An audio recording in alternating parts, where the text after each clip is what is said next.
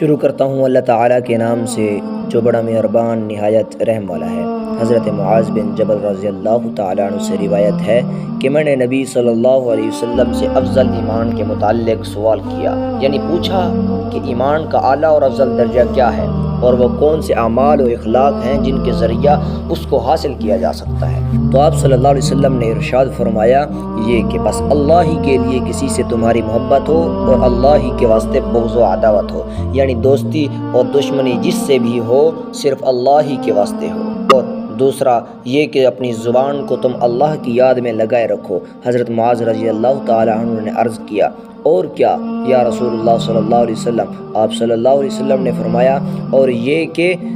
دوسرے لوگوں کے لیے بھی اور وہی پسند کرو جو اپنے لیے پسند کرتے اور چاہتے ہو، اور ان کے لیے بھی ان چیزوں کو ناپسند کرو جو اپنے لیے ناپسند کرتے ہو۔ تشریح: حضرت معاذ رضی اللہ تعالیٰ عنہ کے سوال کے جواب میں رسول اللہ صلی اللہ علیہ وسلم نے اس حدیث میں 3 چیزوں کو ذکر فرمایا ہے اور بتلایا ہے کہ کامل ایمان جب نصیب ہوگا جب کہ یہ 3 باتیں پیدا ہو جائیں: ایک اللہ ہی کے لیے دوستی اور دشمنی، دوسرا زبان کا یاد الہی میں مشغول رکھنا، تیسرا بندگان خدا کی ایسی خیر خواہی کہ جو اپنے لیے چاہے وہ سب کے لیے چاہے اور جو اپنے لیے نہ چاہے وہ کسی کے لیے نہ چاہے۔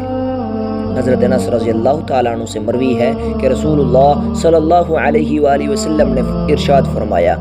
دوزخ میں سے وہ سب لوگ نکالے جائیں گے جنہوں نے لا الہ الا اللہ کہا اور ان کے دل میں جو کے دانے کے برابر بھی بھلائی تھی۔ پھر وہ لوگ بھی نکال لیے جائیں گے جنہوں نے لا الہ الا اللہ کہا اور ان کے دل میں گیہوں کے دانے کے برابر بھی بھلائی تھی، اور اس کے بعد وہ لوگ بھی نکالے جائیں گے جنہوں نے لا الہ الا اللہ کہا اور ان کے دل میں ذرہ برابر بھی بھلائی تھی۔